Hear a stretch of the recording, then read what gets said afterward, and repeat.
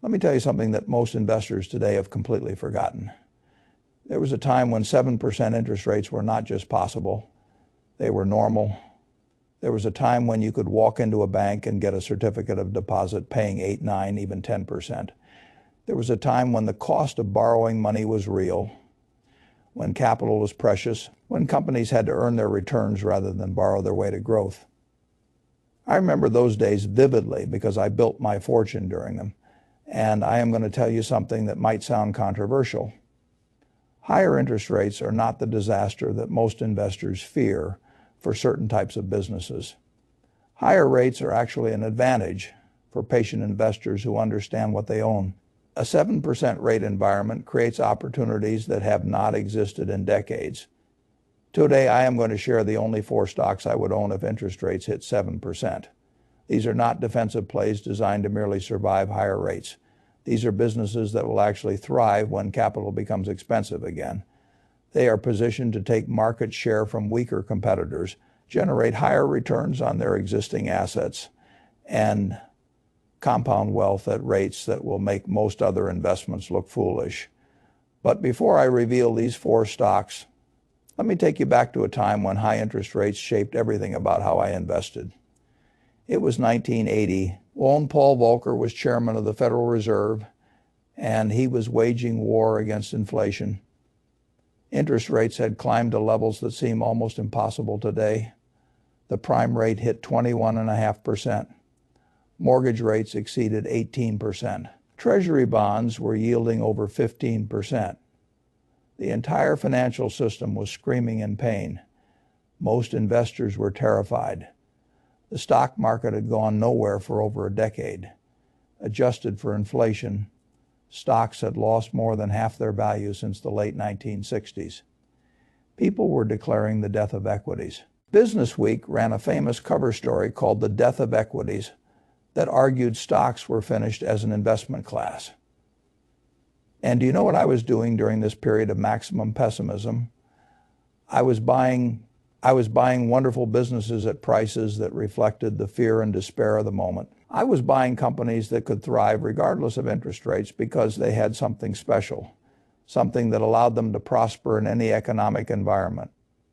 Those purchases made during a period of high interest rates and universal pessimism became some of the best investments of my career. They compounded for decades and generated returns that far exceeded what I could have earned in those 15% treasury bonds that seemed so attractive at the time. Let me tell you about one specific investment from that period because it illustrates an important point. In 1973, we purchased shares of the Washington Post Company at a price that valued the entire company at about $80 million. At the time, you could have sold the company's assets, its newspapers, television stations, and magazines for at least $400 million. We were buying dollar bills for 20 cents. Why was such a bargain available? Because the stock market was depressed, because interest rates were rising, because inflation was raging, because Watergate had created political uncertainty, because everyone was focused on the macro environment rather than the value of the underlying business. The fear was palpable, and it created opportunity for anyone willing to look past the headlines.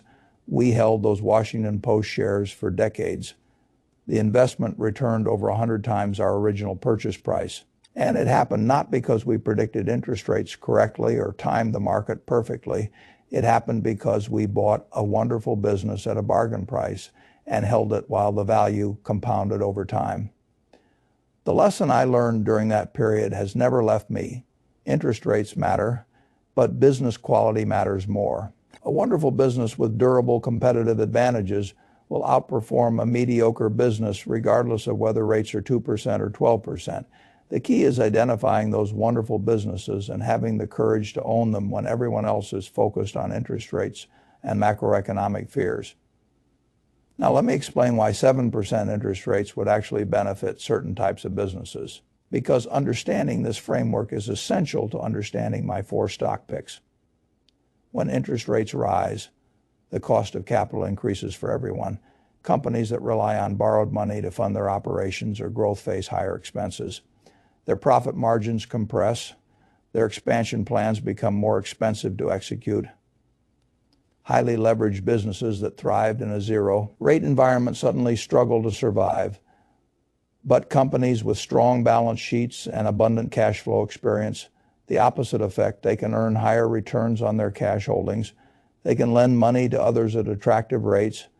They can acquire distressed competitors at bargain prices. They can fund their growth internally without paying the higher cost of external capital. This is why business quality becomes even more important in high-rate environments. The gap between great businesses and mediocre businesses widens. The strong get stronger while the weak get weaker. For investors who own the right companies, higher rates accelerate wealth creation rather than impeding it. There is another factor that most investors overlook. Higher interest rates typically signal a healthy, growing economy. The Federal Reserve raises rates to cool an overheating economy to prevent inflation from becoming entrenched. This means the underlying conditions for business are often quite good even as rates rise. Sales grow, profits grow. Companies with pricing power can pass along higher costs to customers. The businesses I am about to share with you have all of these characteristics. They have strong balance sheets with minimal debt. They generate enormous free cash flow. They have pricing power that allows them to maintain margins even when costs rise. And they have competitive advantages that will allow them to capture market share from struggling competitors. The first stock I would own if interest rates hit 7% is Berkshire Hathaway.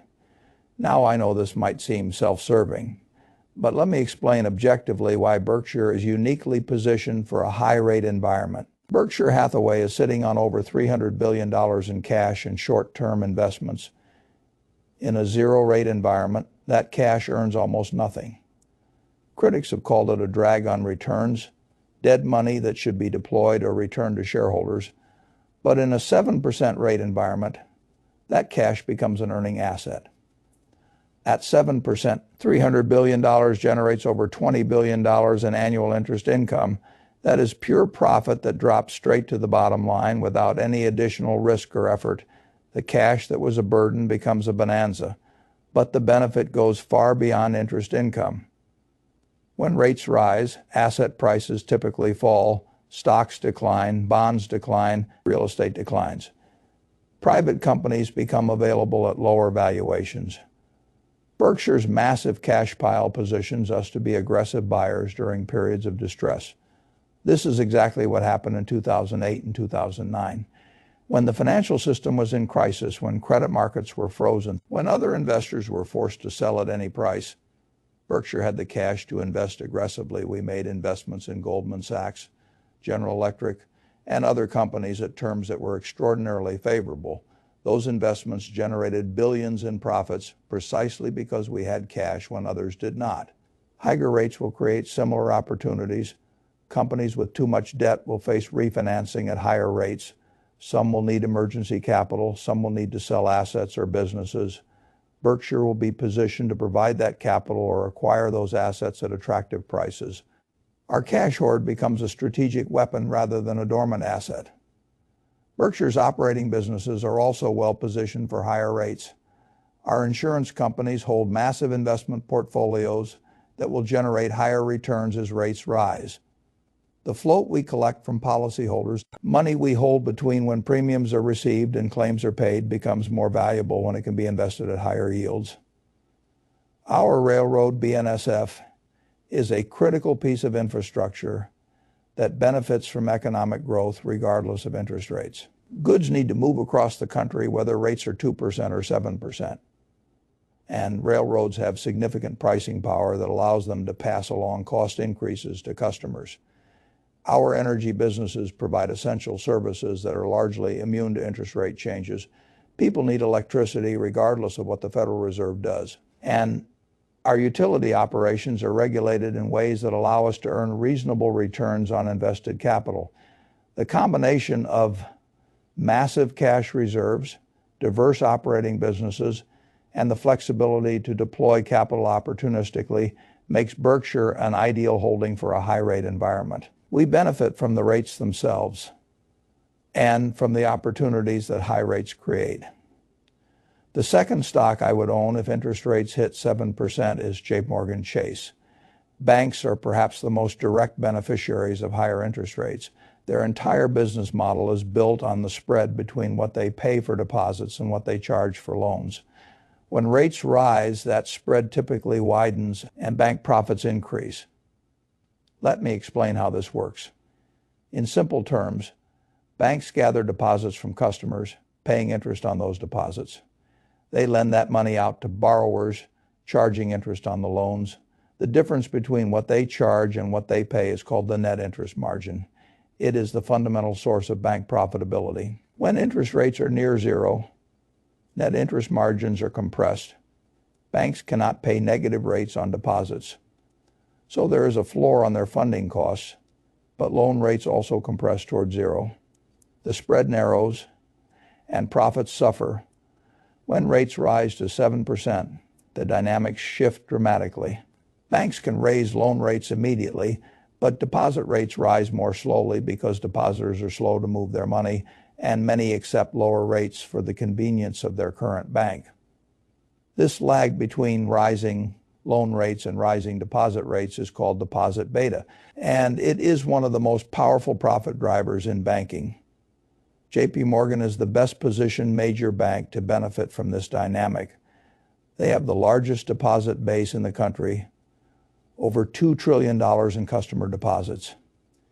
A significant portion of these deposits are in checking accounts that pay little or no interest. When JP Morgan can invest those deposits at 7% instead of 2%, the additional profit is enormous.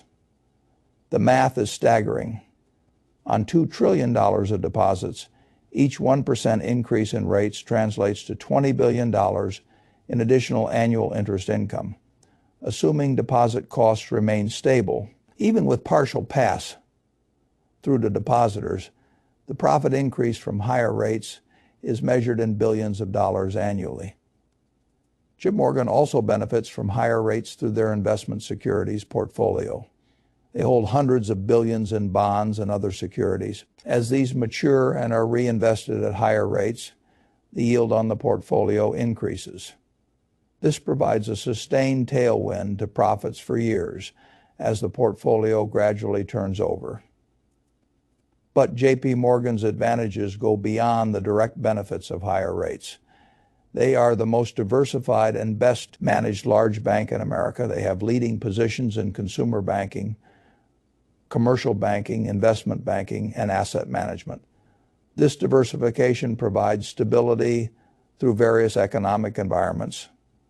Jamie Dimon, the chief executive, is one of the best executives in American business. He has built a fortress balance sheet that can withstand any economic scenario.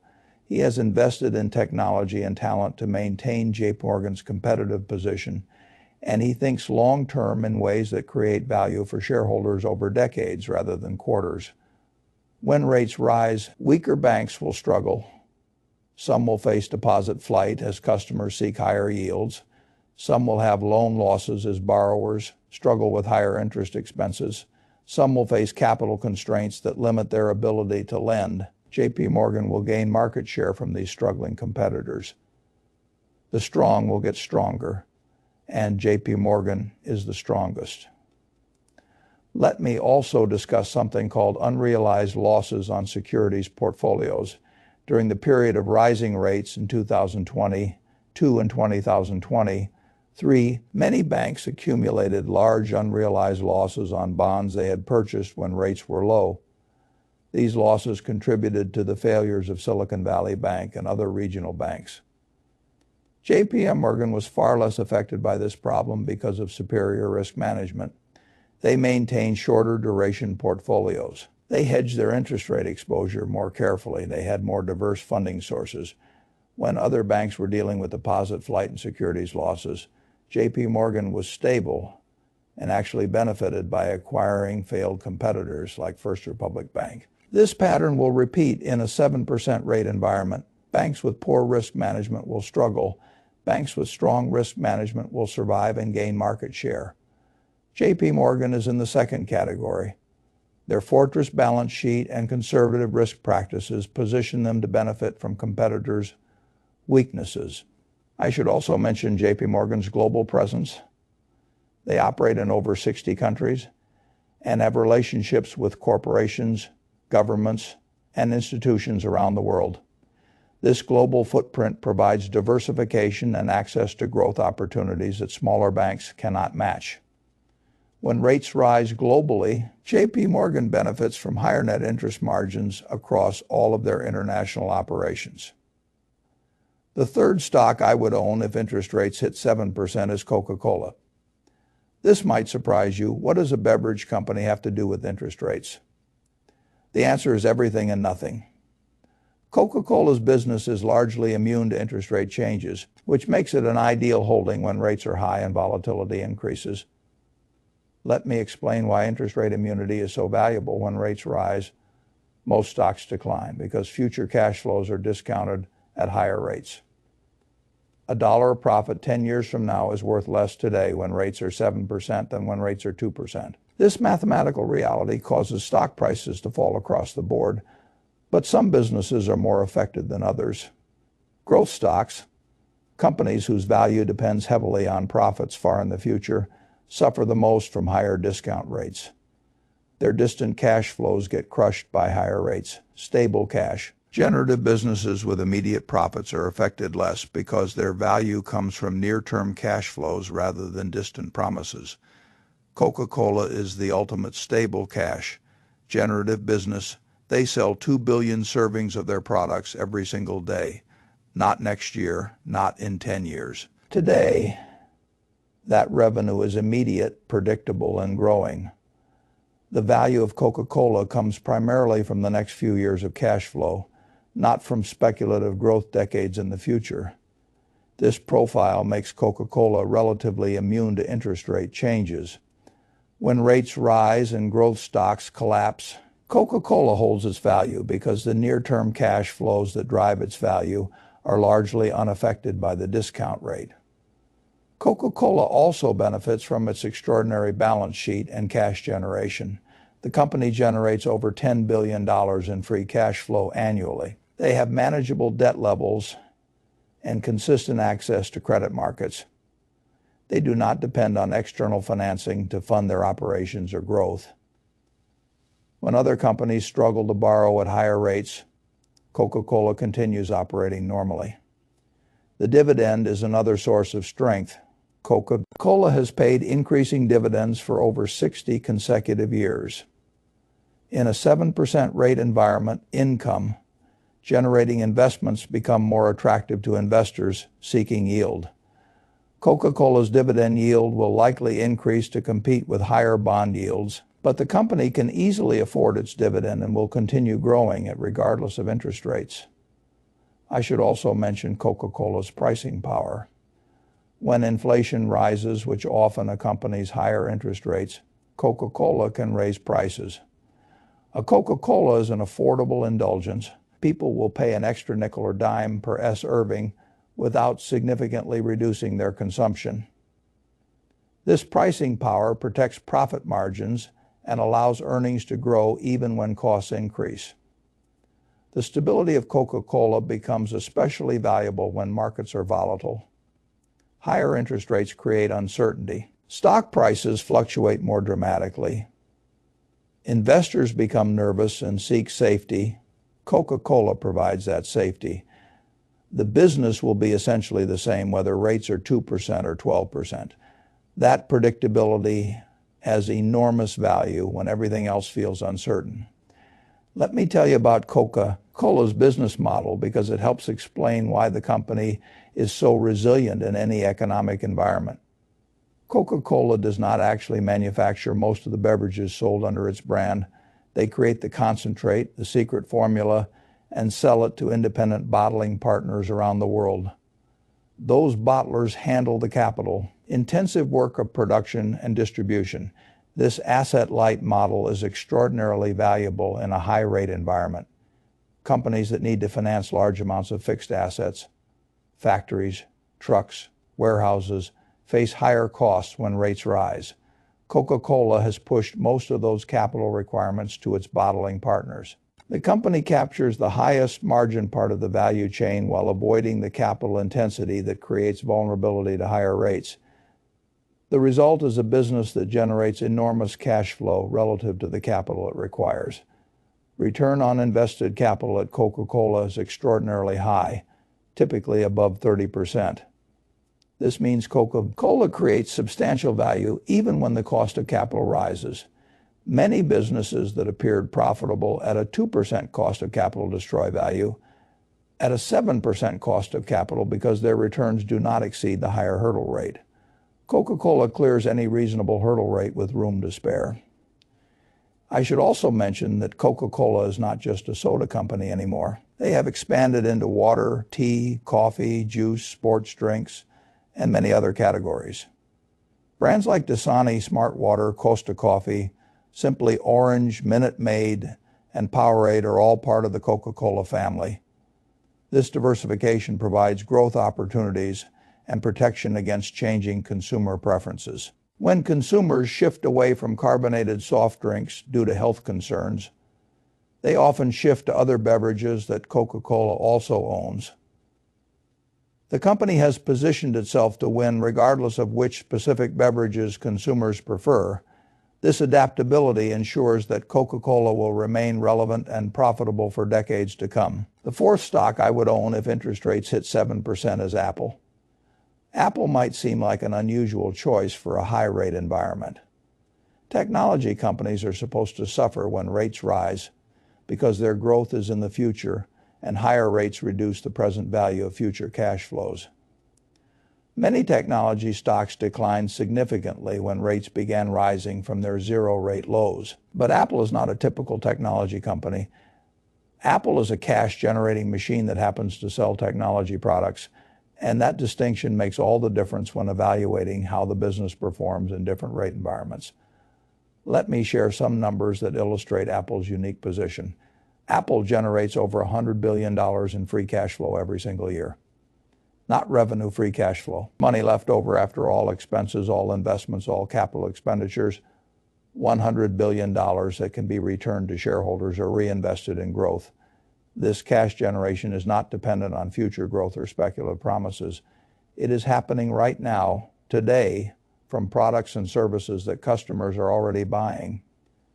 The iPhone, the Mac, the iPad, the services ecosystem. These are mature, cash-generating businesses with loyal customers and sticky revenue streams. Apple also has over $160 billion in cash and investments on its balance sheet. In a 7% rate environment, this cash earns substantial returns. Even after accounting for debt, Apple has significant net cash that benefits from higher rates. But the real advantage Apple has in a high-rate environment is its fortress balance sheet and its independence from capital markets. Many technology companies depend on continuous access to cheap capital to fund their growth, to acquire other companies, to invest in research and development. When rates rise and capital becomes expensive, these companies face difficult choices. They can slow their growth, dilute shareholders, or take on expensive debt. Apple faces none of these constraints. Their internal cash generation exceeds their investment needs. They do not need to borrow money or issue stock to fund their operations. They can continue investing in new products, new services, new capabilities entirely from their own resources. This independence becomes more valuable when capital is scarce and expensive. Apple's ecosystem also provides remarkable stability. Over 1 billion people use Apple devices. They are invested in the ecosystem through their photos, their apps, their messages, their health data, their payment methods. Switching costs are enormous. These customers are not going anywhere regardless of what happens to interest rates. This stability means Apple's near-term cash flows are highly predictable. Unlike speculative growth companies whose value depends on uncertain future profits, Apple's value is anchored in cash flows that are happening now and will continue happening for the foreseeable future. Higher discount rates affect Apple less than they affect growth-dependent companies. I also want to mention Apple's services business, which is growing rapidly and generating extraordinary margins. Services revenue includes the App Store, iCloud, Apple Music, Apple Television Plus, Apple Pay, and other recurring revenue streams. Its revenue is sticky, high margin, and growing. It provides a foundation of predictable cash flow that supports the overall value of the business. When I think about owning Apple in a 7% rate environment, I am thinking about a company that generates over $100 billion in cash annually, has a fortress balance sheet, maintains complete independence from capital markets, and has 1 billion customers locked into a sticky ecosystem.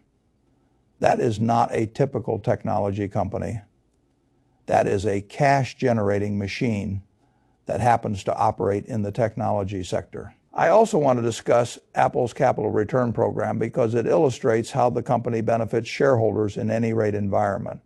Apple has returned over $500 billion to shareholders through dividends and buybacks over the past decade. That is an almost incomprehensible sum. It represents one of the largest shareholder returns in corporate history. The share buybacks are particularly powerful. By reducing the number of shares outstanding, each remaining share represents a larger piece of the company earnings. Per share grow even when total earnings are flat. The value of your ownership stake increases even without business growth. In a high-rate environment where growth may slow across the economy, this buyback-driven value creation becomes even more important. Apple has consistently repurchased shares at attractive prices. They buy back more when prices are low and less when prices are high. This counter-cyclical approach to buybacks creates additional value for long-term shareholders. Over time, the share count has declined dramatically, concentrating the value of the business among fewer and fewer shareholders. The dividend is also growing consistently. While Apple's dividend yield is modest compared to traditional dividend stocks, the dividend has increased every year since it was reinstated in 2012. The combination of modest current yield with strong dividend growth produces excellent income over time for patient shareholders. Now let me step back and discuss what these 4 stocks have in common, because understanding the pattern will help you identify other opportunities. All 4 companies have strong balance sheets with substantial cash reserves. Berkshire has over $300 billion. JP Morgan has fortress capital ratios. Coca-Cola has manageable debt and consistent cash generation. Apple has over $160 billion in cash. In a high-rate environment, strong balance sheets become even more valuable because companies can earn returns on their cash while weak competitors struggle with expensive debt. All 4 companies generate substantial free cash flow. They are not dependent on external capital to fund their operations. They can invest, grow, return cash to shareholders, and pursue opportunities entirely from their own resources. This independence is crucial when the cost of external capital rises. All 4 companies have competitive moats that protect their market positions. Berkshire has its diversification and capital allocation expertise. JP Morgan has its scale, brand, and management quality. Coca-Cola has its brand, distribution, and customer loyalty. Apple has its ecosystem and switching costs. These moats allow the companies to maintain profitability, regardless of the interest rate environment. All 4 companies have managements that think long-term and allocate capital wisely. They are not making decisions based on what will boost next quarter's earnings. They are building businesses that will compound value for decades. This long-term orientation produces better outcomes for shareholders over time. And all 4 companies have products or services that customers need regardless of economic conditions. People need banking services whether rates are high or low. People will drink Coca-Cola in good times and bad. People will use their iPhones regardless of what the Federal Reserve does. This demand stability provides predictability that is especially valuable in uncertain environments. Let me discuss some common mistakes that investors make when interest rates rise, because avoiding these mistakes is as important as picking the right stocks. The first mistake is hiding entirely in cash or bonds. When rates hit 7%, the temptation to lock in guaranteed yields is strong. Why take equity risk when you can earn 7% risk? The problem is inflation and taxes. After inflation and taxes, The real return on 7% bonds might be 2 or 3%. Stocks of great companies, while more volatile, will likely produce much higher real returns over time. The second mistake is selling quality stocks just because their prices declined. When rates rise, stock prices typically fall to adjust for the higher discount rate. This can be painful if you own stocks that decline. But if the underlying businesses are unchanged, selling at lower prices locks in losses and forfeits future gains, the companies I have described will be worth much more in 10 years, regardless of short-term price fluctuations. The third mistake is reaching for yield by buying risky assets. When government bonds pay 7%, junk bonds might pay 12 or 13%. The extra yield is tempting. But junk bonds are called junk for a reason. In a high-rate environment, highly leveraged companies struggle to meet their debt obligations. Default rates rise. The extra yield often disappears in losses from defaults. The fourth mistake is trying to time the market based on interest rate predictions. Nobody, including the Federal Reserve itself, can reliably predict where rates will go. Selling stocks because you expect rates to rise further, or buying stocks because you expect rates to fall, is speculation, not investing. Focus on business quality rather than macroeconomic predictions. Let me talk about how to position a portfolio for a 7% rate environment more broadly. The 4 stocks I have discussed should be core holdings, but they need not be your only holdings. Diversification remains important even in a high-rate environment. No matter how confident you are in any individual stock, unexpected things happen. Management makes mistakes, technologies shift, regulations change. Spreading your capital across multiple high-quality businesses protects you from catastrophic loss. I would suggest holding 8 to 12 stocks across different sectors, with the largest positions in your highest conviction ideas. The 4 stocks I have discussed could reasonably represent 40 to 50% of a portfolio, with the remainder in other high-quality businesses that share similar characteristics of strong balance sheets, cash generation, and competitive advantages. Cash deserves a place in the portfolio as well in a 7% environment. Cash earns meaningful returns while providing optionality to buy bargains when they appear. I would suggest holding 10 to 15% in cash or short-term treasury bills.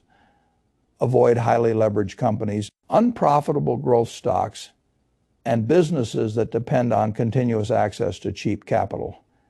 These are the categories that will struggle most when rates rise. Even if they seem cheap, they can become much cheaper. Let me share some final thoughts about investing when interest rates are high. Higher rates are not something to fear. They are something to prepare for. They create opportunities for patient investors who own the right businesses. They separate the strong from the weak, the real from the speculative, the sustainable from the unsustainable. I built my fortune during periods of high interest rates, the 1970s and 1980s, when rates reached levels that seem impossible today. Were extraordinarily productive periods for long-term wealth creation. The key was owning wonderful businesses and having the patience to hold them through volatility. The 4 stocks I have shared with you today, Berkshire Hathaway, J.P. Morgan Chase, Coca-Cola, and Apple, represent the kind of businesses that will thrive whether rates are 2% or 12%. They have competitive advantages that protect their market positions. They generate cash that can be deployed at higher returns. They have managements that allocate capital wisely, own these businesses. Hold them through whatever interest rate environment emerges. Do not panic when prices fluctuate. Do not try to time the market based on rate predictions. Just own wonderful businesses and let time work in your favor. That is the strategy that has worked for me for over 70 years. That is the strategy that will work regardless of where interest rates go. And that is the strategy that will build your wealth through whatever challenges and opportunities lie ahead. Interest rates will rise and fall. Economic conditions will improve and deteriorate. Markets will boom and crash. Through it all, wonderful businesses will continue serving customers, generating profits, and creating value for their owners. Your job as an investor is simply to own those businesses and have the patience to let them compound your wealth over time. 7% interest rates are not a threat to that strategy. They are an opportunity to execute it even more effectively. The businesses I have shared with you today are positioned to capture that opportunity. The only remaining question is whether you will own them and hold them through whatever comes next. The opportunity is yours. The businesses are identified. The strategy is clear. Now it is simply a matter of execution and patience. Those are the same ingredients that have always been required for investment success. Nothing about higher interest rates changes that fundamental truth.